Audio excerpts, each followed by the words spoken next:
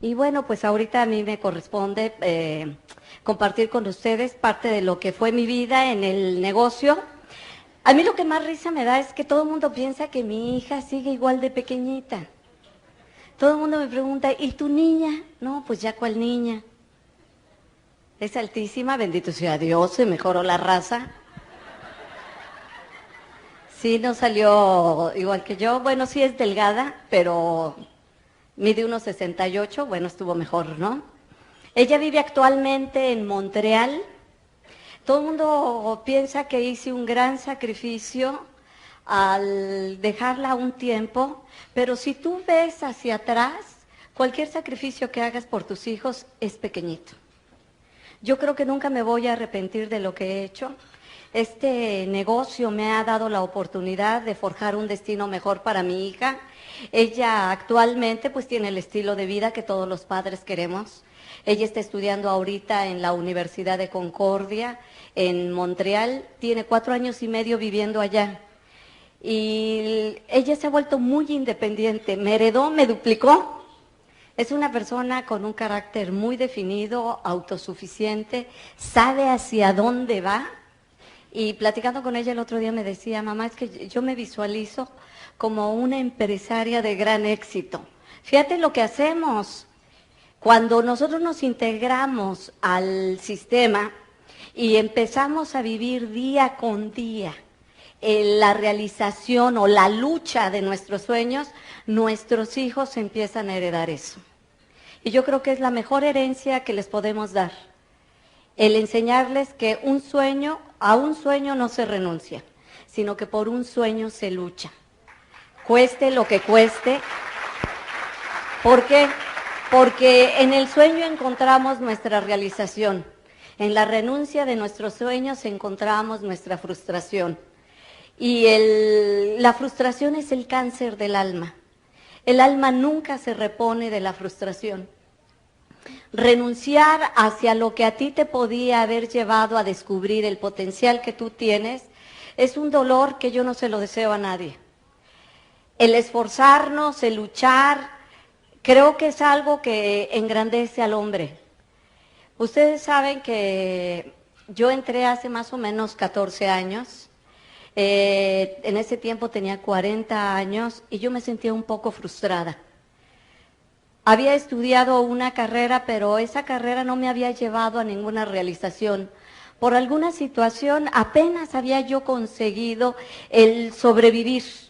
A los 40 años tenía yo una niña de 4 años y medio, un montón de deudas.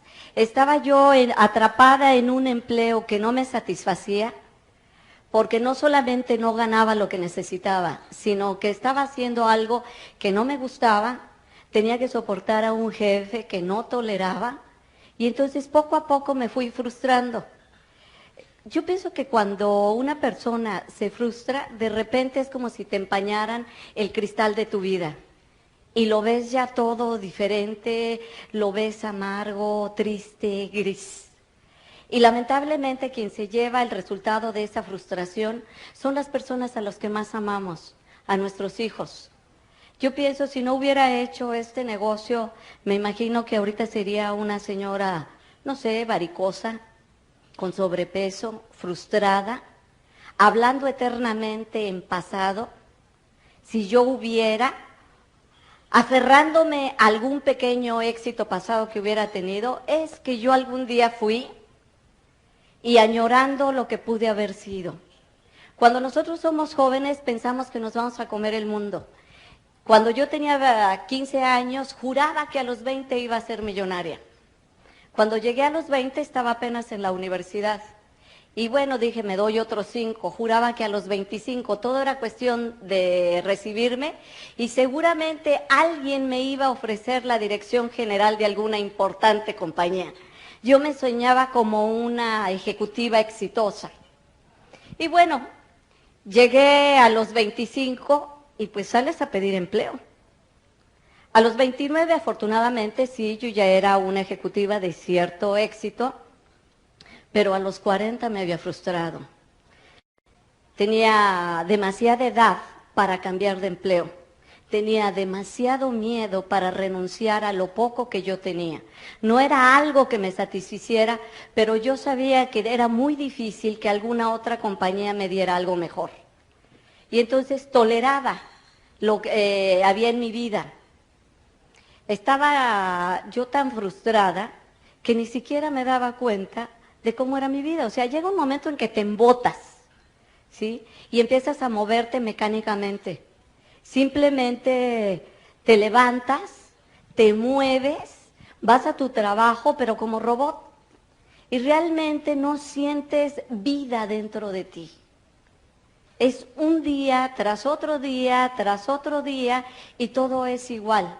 La misma problemática, las mismas preocupaciones. Yo me sentía dentro de un enorme agujero negro y yo no le veía la salida. Mi hija, vivíamos entonces con mi mamá, porque me había divorciado yo, me divorcié cuando ella tenía 1 año y medio, y me fui a vivir a la casa de mi mamá por la única razón de que no tenía para pagar una renta.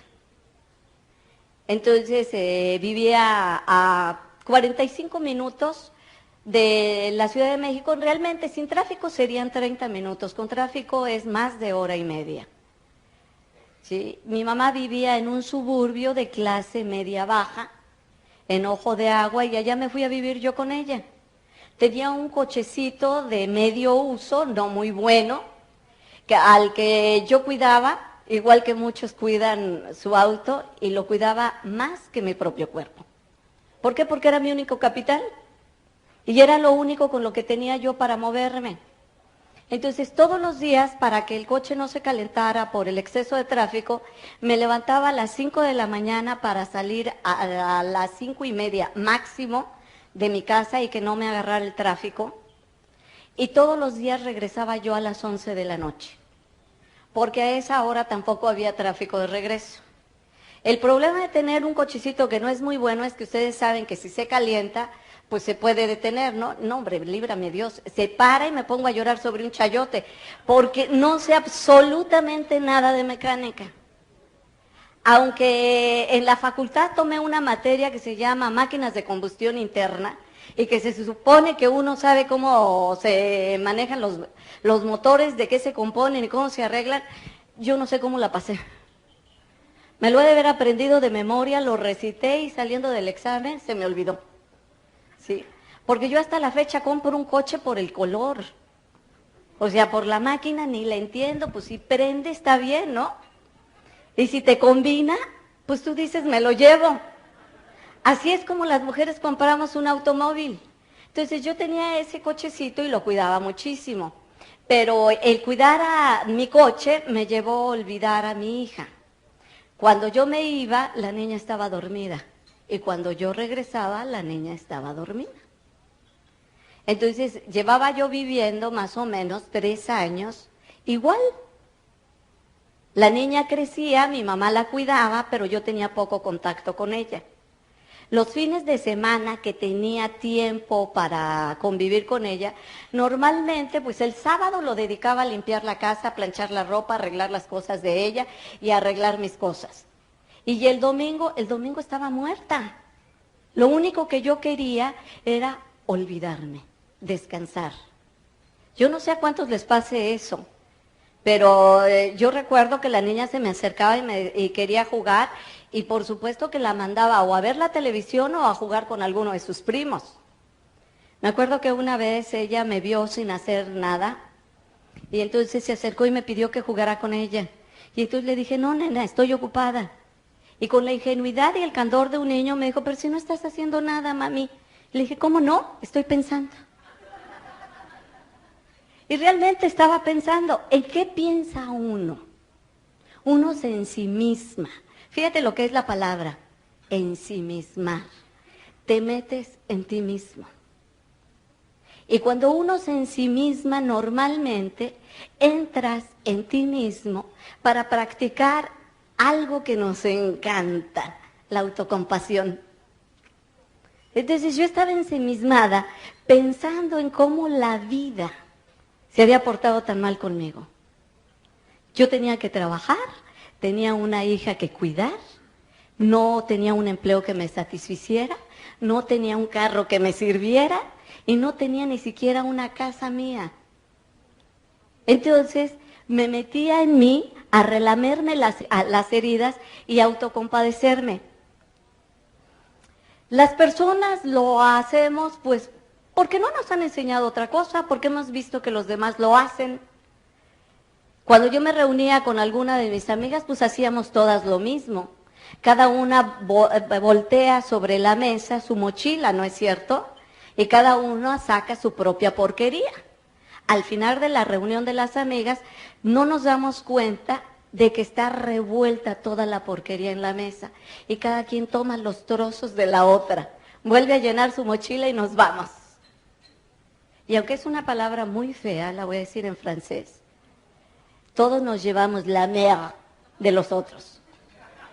Porque todos compartimos todos nuestros negativos.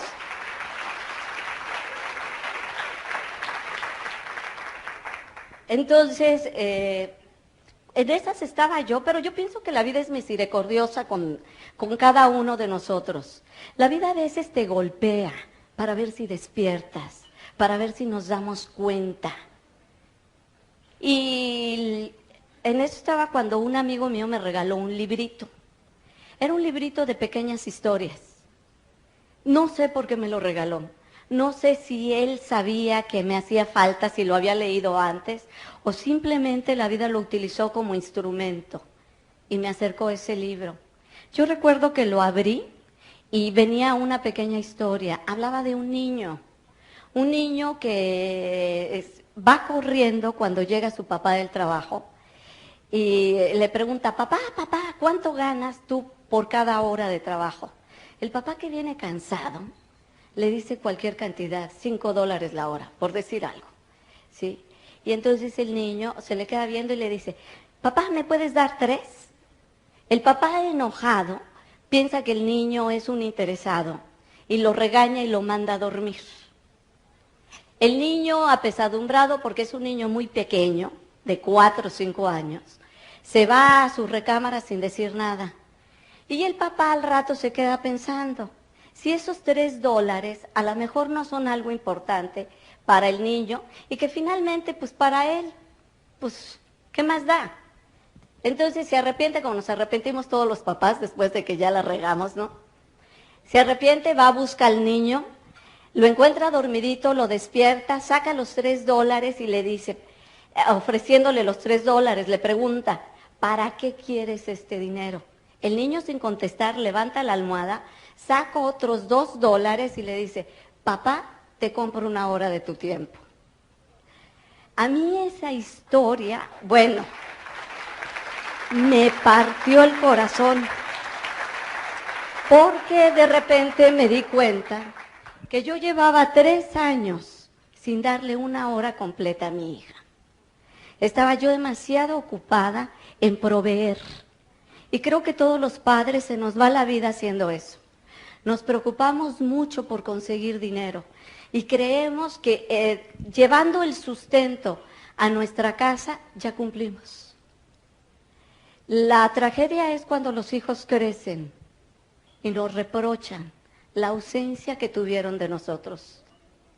Y uno queda en un conflicto enorme porque siente que es una ingratitud por parte del hijo el reclamo. ¿Cómo te puede reclamar un hijo tuyo que no hayas estado junto a él si tú te has partido en 4 para conseguir lo que él necesita? Y sin embargo, muchas veces nuestros hijos no son cosas materiales lo que más necesitan. Necesitan quizá más una caricia o una palabra. Necesitan quizá 1 minuto de atención dedicado exclusivamente a él. Yo no lo sabía. Pero cuando leí ese librito tomé una decisión. Teníamos que buscarnos una casa, mi hija y yo, en la Ciudad de México, de manera que las horas que yo invertía en la carretera pudiera dárselas a ella. Y fue acción. Yo ayer les contaba, yo tengo un muy buen ejemplo con mi mamá. Ella nunca se piensa las cosas. Ella es decidir y actuar al mismo tiempo, o sea, no es de voy a, es de estoy ya.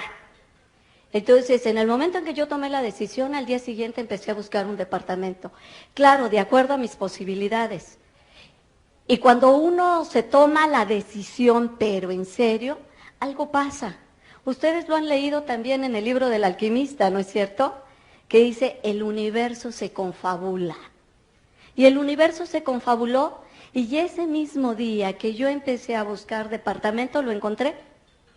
Salí a la hora de la comida, y en una hora encontré un departamento cerca de mi trabajo. Inmediatamente hice el cheque, lo aparté y le informé a mi mamá que me iba a México a vivir con mi hija porque le quería dedicar más tiempo. La niña estaba feliz. Empezamos a vivir así 2 meses. Yo arreglé todo en mi trabajo de manera que pudiera trabajar nada más en la mañana y me quedara toda la tarde.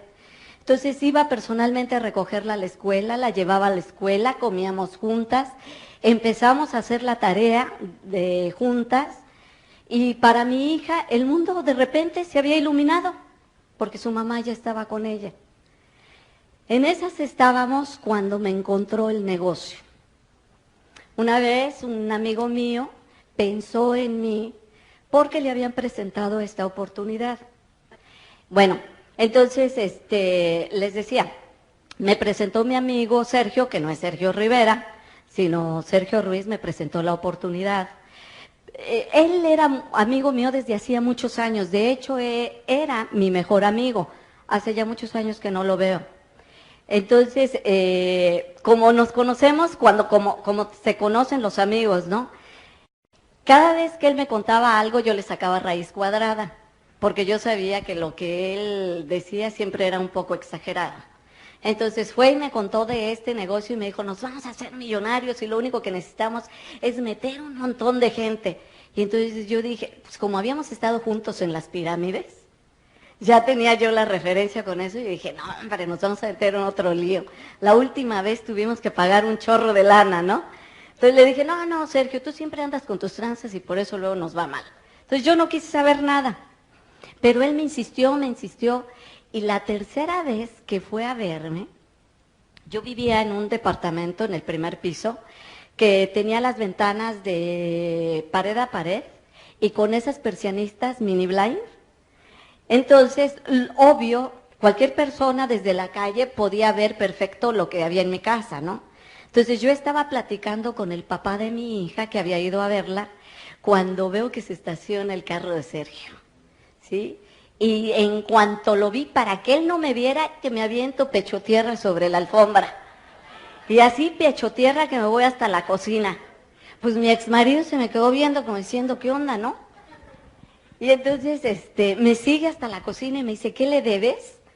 Y le digo, no, es que me está invitando a un negocio y ya, estoy hasta aquí, ¿no? Entonces le digo a la muchacha, ahorita que toque le dices que no estoy, ¿sí? Y entonces me dice mi exmarido, ¿a qué negocio te está invitando? Le digo, yo no sé, yo no le entendí, yo no sé. Y me dice, ese mismo. ¿Sí? Entonces me dice, fíjate que yo no sé exactamente de qué se trata. Mi mujer, porque mi exmarido ya se había vuelto a casar, la invitaron a una reunión y me llevó. Pero yo me salí a fumar unos cigarros, así que ni supe. Pero los productos que usan son excelentes. Le dije, ¿qué hay productos? Y me dijo, sí, ¿qué no te dijo él? No, nomás me dijo que había que meter un montón de gente, yo pensé que era una pirámide. Y me dijo, no, los productos son excelentes. Entonces yo ya motivada, porque había productos, que alcanzo a la muchacha y le digo, bájate por él y dile que siempre sí estoy. ¿Sí? Entonces ya bajó, Sergio ya subió. Y entonces, pero él ya llevaba otra estrategia. Ya había hablado con el directo de su red. Y entonces me dijo, mira, yo no te vengo a decir ya que entres al negocio. Lo único que quiero es que me acompañes para que me digas si esto funciona o no funciona. Porque como tú sabes de mercadotecnia, yo quiero saber si le invierto tiempo o no le invierto. Y entonces le digo, pues pídete la información, tráemela, yo la estudio y te cuento. Y me dijo, no, es que sí tienen allí unos como libritos. pero cada vez que yo me acerco los esconden. Le digo, no, hombre, Sergio, eso es un fraude, entonces, pues, ¿cómo que no te quieren dar información? Sí, yo no sé qué pasa, cada vez que yo me acerco, pum, guardan lo que tienen. Y entonces me dio mucho coraje, ¿no? Entonces le dije, ok, ven por mí. Pero fíjate, ¿cómo iba yo? Yo tenía la costumbre de dormirme con pants. Esas eran mis pijamas. ¿Por qué? Porque cuando te levantan nunca saben si te acabas de levantar o vienes de correr, ¿no? Y entonces, me puse yo mi pijama, tenía un pants y me puse un suéter largote para que se medio ocultara, ¿sí? Y así me fui con esas fachas al Open. Yo no sé ni cómo nos dejaron entrar, ¿sí? Me fui con esas fachas y entonces ya alguien presentó el plan, pero yo le había dicho a Sergio, Sergio, 1 hora, porque él me dijo, le dije, ¿cuánto tarda? Y me dijo, 1 hora. Ok, llegamos a las 8, a las 9 yo me salgo. Y que se extiende el que está presentando el plan. A las 9 yo vi, hora de irse, vámonos. Entonces, Sergio me dejó ir. Yo dije, me tengo que regresar en camión, ¿no? Pero la directo de él me alcanzó y me llevó el portafolio con toda la información que venía en el kit. Y entonces me dijo, disculpa, pero es que Sergio me dijo que tú eres una persona muy ocupada, que no te podías quedar, entonces te reuní esta información para que la analices. No, hombre, yo me fui, pero súper feliz. Me habían levantado mi sentido de la importancia personal hasta el cielo. Al Sergio no le habían querido dar nunca nada. Y a mí me daban todo el portafolio del kit. ¿Sí?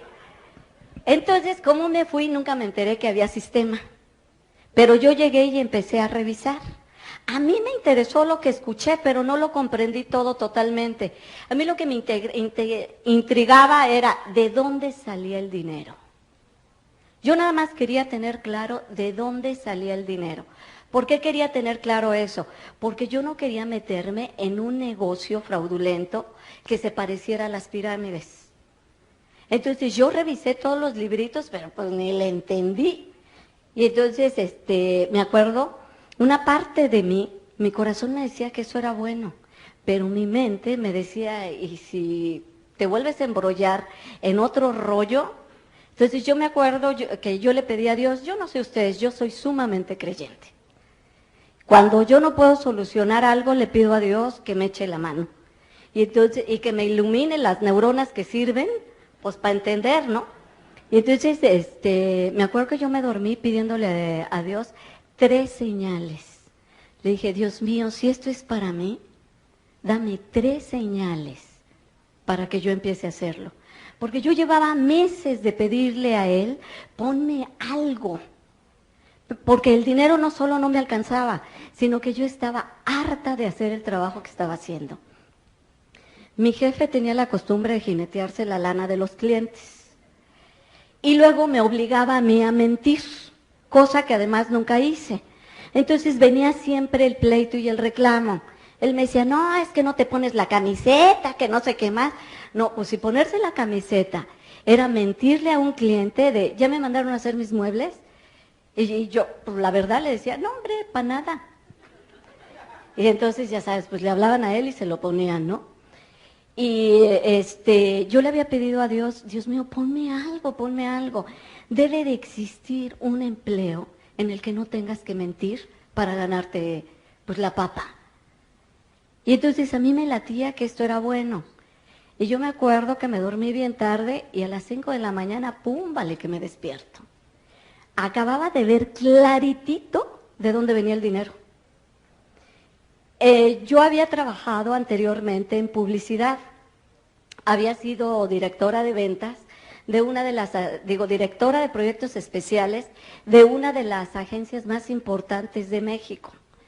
Y yo sabía que las compañías dedican cuando menos 30% del total de sus utilidades a reinvertir en publicidad y distribución.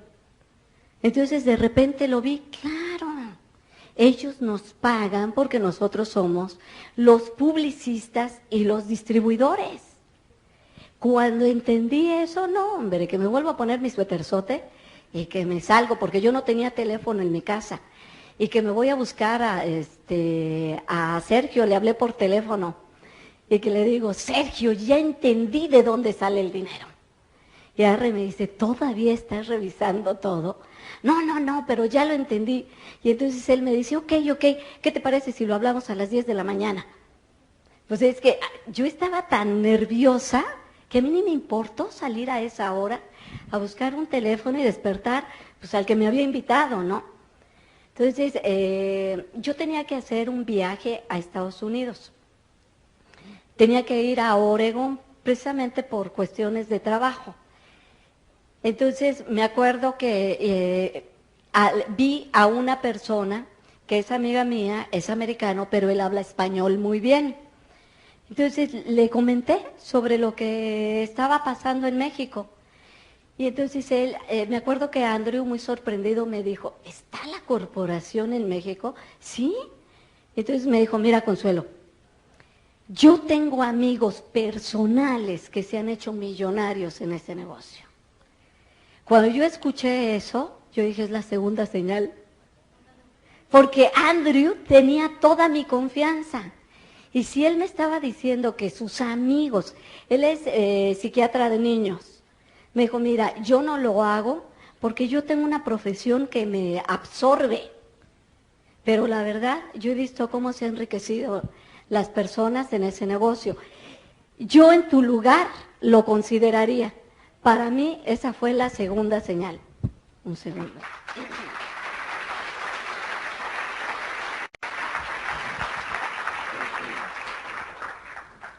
Y bueno, pues ya con esa perspectiva, pues que le hablo a Sergio, regresé, y que le hablo rapidísimo. Recuerdo que regresé un domingo y entonces el Open era el lunes. Y le dije, Sergio, me quiero inscribir. Y me dijo Sergio, ok, pues nos vemos mañana en el Open. Y le dije, ¿a qué horas es? Me dijo, pues a las 8 de la noche. Bueno, te advierto que si tú no estás a tiempo, porque Sergio nunca fue puntual ni para nacer, ¿sí? Entonces le dije, te advierto que si tú no estás a tiempo, yo me inscribo con el primero que encuentre. No, hombre, la primera vez que veo que el Sergio llega antes que yo. Yo iba llegando y Sergio allí en la puerta viendo a ver de qué lado llegaba yo con su cajita aquí abajo, ¿no? Entonces ya me inscribí, pero pues yo no sabía nada del sistema. Yo no supe, entonces lo aventé y le dije, bueno, esto no es importante. Lo verdaderamente importante es por qué lo vamos a hacer. Y yo estaba tan entusiasmada que de lo único que les hablé a esas 13 personas fue de mi sueño. Y los contagié porque a través de mi sueño ellos vieron el suyo. Y en ese momento, de las 13, todos quisieron inscribirse. Entonces yo les dije, ok, pues me van dejando dicho porque si no se me olvida. Tienen que pagarme el kit ahorita para que yo se los entregue mañana. Y entonces, pues unos traían, otros no traían, que para mañana, que no sé qué más. Y al día siguiente yo hice repartidera de kits. Y entonces le hablé a Sergio y le empecé a informar. Afortunadamente, él, que sí tenía contacto con su directo, le empezó a contar pues que yo ya andaba desatada. Y que andaba dando planes y inscribiendo. Y entonces el directo pues dijo, pues qué bueno, pero vamos a enseñarle, ¿no? Entonces que me habla mi trabajo. Y me acuerdo que me dijo, señora fulana de tal, sí, ay, bueno, pues mucho gusto. Mire, yo soy Tony Romero, soy el directo de su línea. No me conoce, pero me pongo a sus órdenes, que no sé qué tanto, sé que usted tiene una reunión hoy. Me gustaría apoyarla. Y yo dije, ¿y este quién es? ¿Y de cuánto acá tanta amabilidad, no? Entonces yo le desconfié porque yo pensé que me quería robar a las personas. Y entonces que le doy la dirección y la hora mal. ¿Sí? Y me lo libré. Entonces yo fui, hice mis reuniones, estaba entregando los kits y que lo veo aparecer. Entonces él se fue, se puso enfrente del pizarrón y dijo, buenas noches, yo soy fulano de tal, soy el directo de la señora y estoy aquí por una amable invitación de ella. Sí. Y entonces dijo, y me invitó para aclararles, para comentarles unas cuantas cositas. Y que se arranca hablando del sistema. Y entonces, como yo no tenía idea de eso, le digo, espérate. Nosotros entramos a un negocio de venta de productos. Si tú quieres vender tus cassettes, hazlo en otro lado. ¿Sí? Porque yo pensé que era negocito de él. Y entonces él se me quedaba viendo como diciendo, Dios proteja la ignorancia, ¿no? Y empezamos a discutir delante de las 13 personas y todos nomás viendo. Entonces al final, él me dijo, yo no puedo creer que exista una persona tan humilde que no pueda enseñarle a otro, ni tan soberbia que no acepte aprender de otros. Y yo dije, la torre, ¿sí? Me está poniendo en evidencia con los que yo conozco. Yo dije, la humilde Consuelo, no, pues. Entonces le dije, bueno, vamos a hacer una cosa. Yo te voy a comprar tus casetitos, los voy a escuchar, y si yo considero que son buenos, yo se los doy a mi grupo. Entonces él movió la cabeza y me dijo, está bien. Entonces me dio el six-pack, porque eran 6 cassettes que amarraban con una liga. Ese era nuestro sistema. Entonces me lo da y yo empecé a escucharlos en mi casa. El primero era de un cubano que a mí me pareció que era Nananina y Tres Patines. Yo dije, ¿qué hacen Nananina y Tres Patines aquí, no? Finalmente no me gustó y lo quité. Y luego el segundo era Nananina y Tres Patines 2. Y entonces yo dije, no, pues si así están todos, espérate, yo no quiero. Por fin dije, el último que escucho. El último me salvó la vida. Era un puertorriqueño que le entendía yo ya más. Porque a los otros 2 cubanos que no hablaban bien español, yo no les entendía. Al puertorriqueño le entendí muy bien, pero sobre todo porque él sí hablaba con sabiduría. Él tenía como cierta profundidad que se identificaba conmigo. Él empezó a hablar de que tenía 13 coches, de que tenía una casa, de que había estudiado hasta la secundaria y que solo por hacer todo lo que le habían dicho como receta de cocina, en un año había llegado a Perla y había ganado tal cantidad de dinero. Dije, no hombre, este sí habla bonito, lo volví a poner. Y entonces él mandaba un reto. Él decía, haz el negocio por un año, pero hazlo igualito a como te dice tu línea de auspicio, sin cambiar nada. Si en un año no te resulta, déjalo. Pero si te resulta, continúa hasta diamante. Entonces yo tomé el reto de Iván Morales.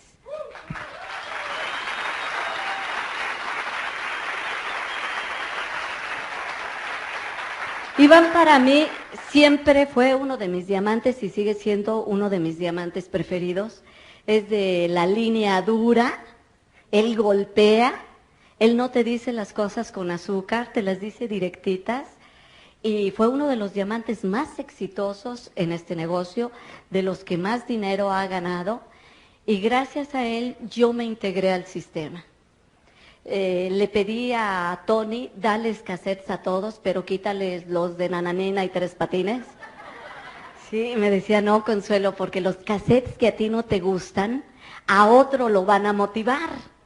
¿Sí? A ti estos no te gustaron, pero hay muchas personas que han entrado por esos cassettes.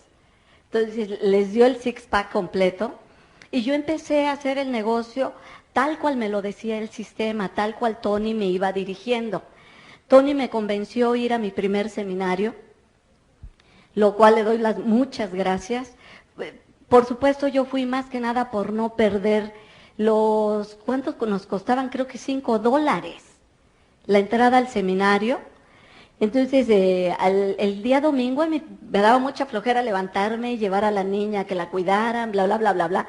Pero ya había gastado mis 50 pesotes, entonces yo dije, no, ni más, como sea, pues vámonos, ¿no? Entonces fui al seminario y la pareja que dio el seminario fue tan buena que logró convencerme ir a la convención. Había un pequeño problema, la convención era en Orlando y costaba, pues no sé, como $1,500, ¿no? La convención. Todo el mundo me corrige y me dice, Consuelo, nunca cuesta $1,500 una convención. Y digo, ¿y el shopping no cuenta?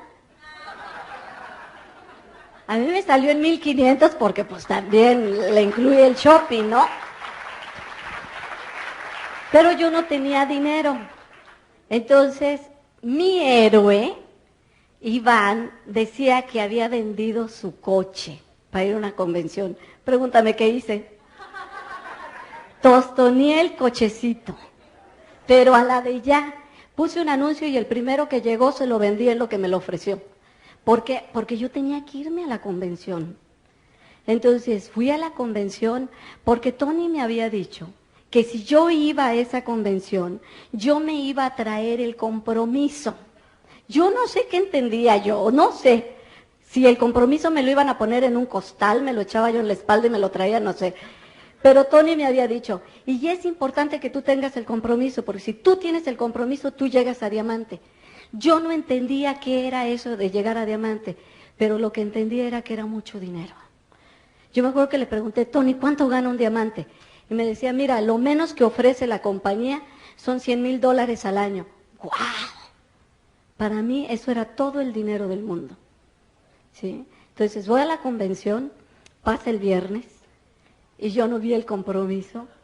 Pasa el sábado, no hombre, me le enfieré a Tony, porque faltaba nada más un orador, que era Bill Childers, el que iba a cerrar la convención. Un aplauso para nuestro offline.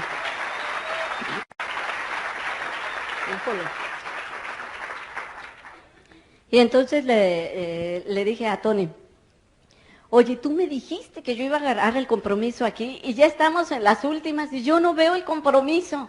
Yo no sé lo que hizo Tony, pero logró sentarnos en una mesa de diamantes. A la única persona que me había invitado a la convención, digo que se había ido de mi grupo a la convención. Y eso fue porque yo no la invité, sino se pegó.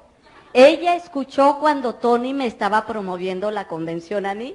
Y entonces ella me dijo, oye Lindita, ¿yo puedo ir? Y yo le dije, pues si quieres. Esa fue mi promoción. Y entonces se fue. Ella fue mi primera esmeralda. Por eso es que nunca hay que perder la oportunidad de llevar a las personas a las convenciones.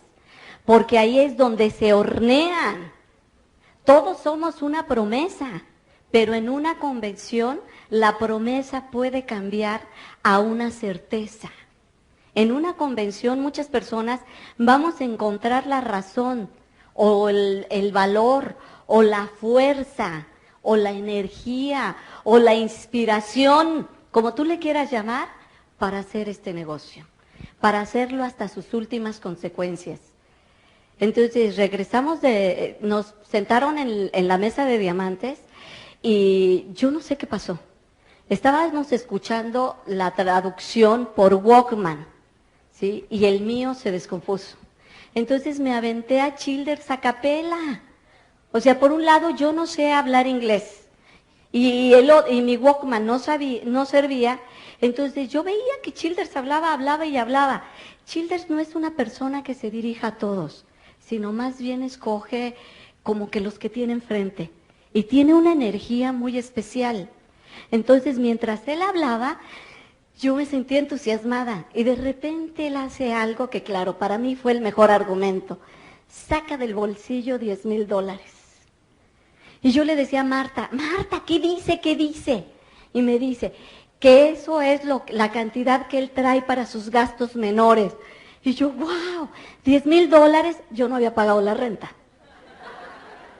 Ya había vendido mi coche.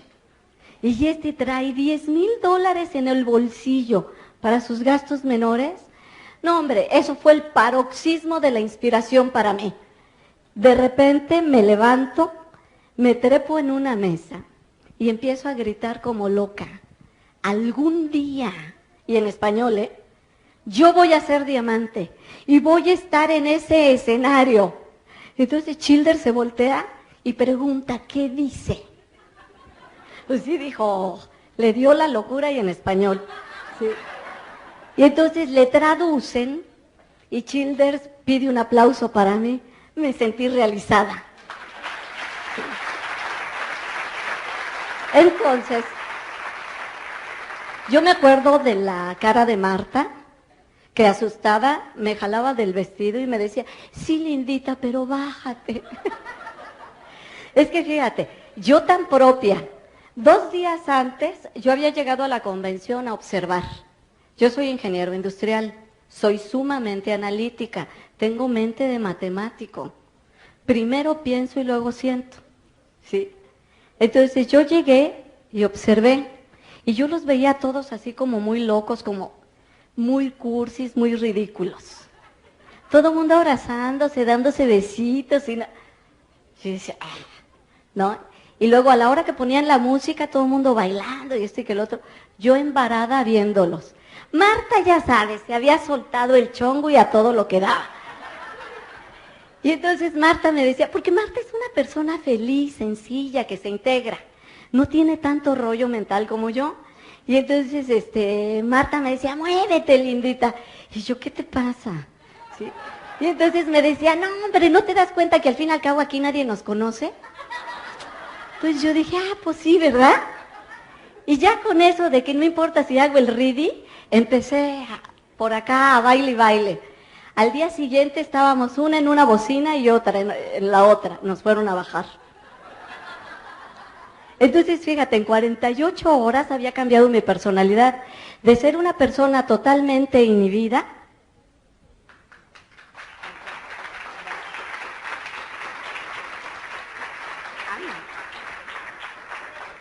equinacia, ¿verdad? Así, a ver si esto sí ya me abre bien. Bueno, gracias por la equinacia. De ser una persona totalmente inhibida, al día siguiente ya andaba yo dirigiendo el baile. Pues al fin y al cabo nadie nos conocía. ¿Sí? Entonces, ya con eso nos regresamos. No, hombre, yo iba prendidísima. Tony iba feliz. ¿Por qué? Porque yo había tomado el compromiso. Yo había decidido en esa convención que yo llegaba a diamante. E iba a llegar como mi héroe en 24 meses. Lo hice en 22 por el año fiscal, no por mejorar el récord de Iván, ¿sí? Sino porque si no calificaba, pues ya era hasta el otro año, entonces le tuve que tupir. Tomé varias decisiones que no les digo yo que hagan, simplemente yo vi la situación así en mi vida y yo me conozco, yo soy una persona que trabaja muy bien bajo presión, si no tengo presión no me muevo, pero si yo siento la presión, no sé, es como si se hiciera la calma. Yo en los momentos más cruciales, yo no me desespero. A mí me entra una paz y una seguridad que puedo trabajar mucho mejor así. Entonces hice cosas que no tenía que hacer, que a lo mejor no le funcionan a todos, pero que a mí me funcionan muy bien. Llegué y renuncié a mi empleo. Segunda cosa, hice la maletita de mi hija y se la llevé a mi mamá. Y yo le dije a mamá, cuídala y dame 2 años. Dame 2 años porque yo me voy a hacer diamante, mamá. Mi mamá no entendía. Había vendido mi coche, había renunciado a mi empleo y ahora le regresaba a mi hija. Decía, ¿quién sabe qué tiene? Luego me confesó que aceptó cuidar a la niña porque dijo, pues lo que tenga, a ver si no se le pega a la niña, ¿no? Digo, mejor que me la deje aquí. No te voy a decir que fue fácil. Mi hijita estaba chiquita, tenía 4 añitos. Ella no entendía por qué después de que estábamos viviendo juntas, la regresaba yo ahora con su abuelita. Yo le explicaba que teníamos sueños, yo la puse a hacer conmigo su collage. Y yo creo de verdad que los sueños que tú recortas y visualizas se cumplen. Porque Fernanda recortó una foto de Lupita D'Alessio con un micrófono. Lupita en ese tiempo se peinaba como yo, no yo como Lupita, ella como yo. ¿Sí? Entonces, ella está hablando y yo le decía, pero ¿por qué, nena? Y yo por más que quería quitar a la Lupita de los sueños de mi hija, ella se aferró y sí, mamá, sí, mamá. Tengo una fotografía años después, hablando yo en una convención, que estoy tomando el micrófono que parece que estoy cantando. Y tengo un ángulo en donde se me ve más el cabello que la cara. Y veo la fotografía que recortó Fernanda y es igual.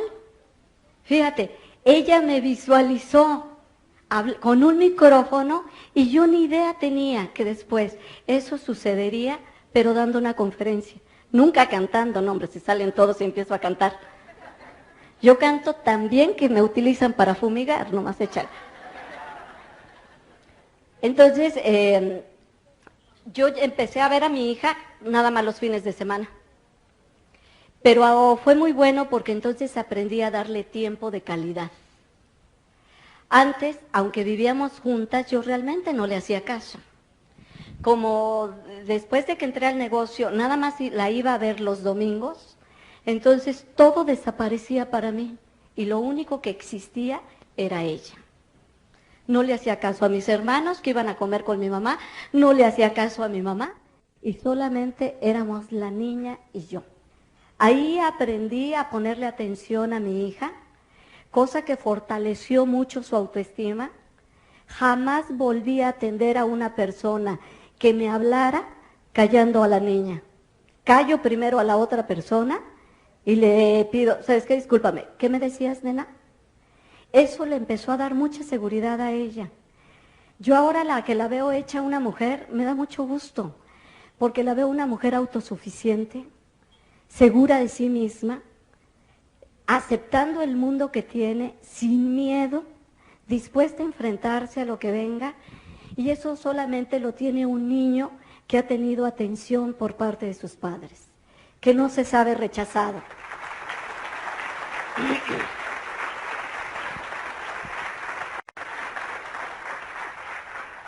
Claro que no fue fácil. Mentiría yo si te dijera que fue sumamente fácil y que no nos dolió a ninguna de las dos. Una de las cosas que más me dolía, por ejemplo, era que ella me preguntara, ¿cuándo vamos a volver a vivir juntas, mamá? Mi respuesta siempre fue la misma, cuando tu mamá sea diamante. Ella, yo no sé lo que entendería cada vez que le decía eso, pero lo aceptaba como respuesta. Para ella, el que yo llegara a ser diamante era el momento en que íbamos a volver a estar juntas. Muchas veces la familia nos lastima queriéndonos ayudar. Yo entiendo que es más que nada porque nos quieren, ¿sí? Pero, por ejemplo, yo tengo una hermana que nos lastimó mucho a las dos, porque me quiere mucho y porque tenía miedo de lo que yo estaba haciendo. Ella no podía entender cómo había renunciado a mi carrera, cómo había renunciado a mi empleo, cómo había vendido mi coche, por qué había llevado a mi hija a la casa de mi mamá. Y entonces cada vez que podía, trataba de decirme a su forma el que yo regresara a mi vida anterior. Pero esa forma me lastimaba. Entonces tenía la costumbre de decirle a la niña, es que tú pareces huerfanita. Y entonces una vez mi hija me dijo, mamá, ¿por qué mi tía me dice que parezco huerfanita? Y entonces yo le dije, porque está mal de su cabecita. Así que no le digas nada, pero es que tu tía está muy enfermita. Pues sí, ¿qué le dices? ¿Sí? Finalmente ahora mi hermana me felicita. Siempre dice, qué bueno que nunca me hiciste caso. Toda mi familia me respeta, pero las cosas tienen un precio. Muchas veces uno siente que el precio es gigante en el momento de pagarlo. Pero yo te aseguro que el día que tú estés subiendo como diamante, todo lo que pasaste se te olvidó. A mí me cuesta tanto trabajo recordar los momentos malos, que ahora que Charo me pidió, por favor, cuenta tu historia completa, yo decía, híjole, pues es que ya ni me acuerdo. ¿Por qué? Porque han sido 13 años de libertad económica, de bendiciones, de no trabajar, como dice Jim, de no tener la pesadilla de levantarte temprano. Hace poco tuve un sueño, y se los juro, fue real, ¿eh? Soñé que mi hermana, esta hermana, por alguna situación me convencía de que yo le hiciera un proyecto a su banco, porque yo me dedicaba antes a hacer eso, proyectos para diferentes compañías. Y no sé por qué me convencía y le aceptaba el proyecto al banco. Y de repente estaba yo como a media mañana, eran las 11 de la mañana, con un montón de personas en un restaurante pasándomela muy bien en el jijirijiji.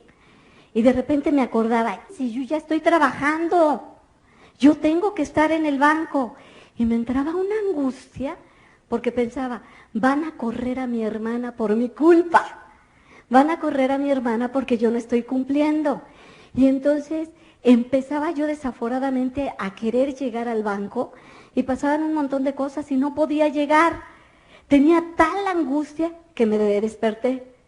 Yo dije, ay, bendito sea Dios, solo fue un sueño, yo ya no trabajo. El día que tú no trabajes,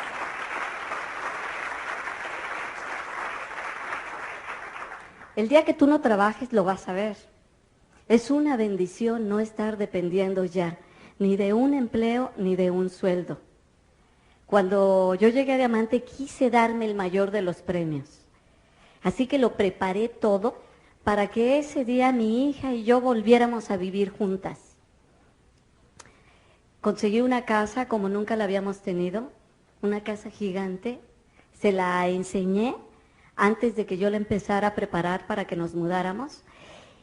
Y preparé que el día justo, un día después de que terminara la convención, o sea, el domingo, mi hija y yo íbamos a entrar a esa casa para ya no separarnos. Entonces, mi mamá se trajo a la niña, se trajo sus cositas, pero ella se negó a entrar hasta que yo llegara. Entonces, cuando abrí la puerta de la calle, la vi sentadita en su maletita, en el patio de la casa. No había querido entrar hasta que no llegara su mamá. Y en cuanto me vio, corrió, me abrazó y me dijo, gracias mamá por ser Diamante. Los quiero un montón.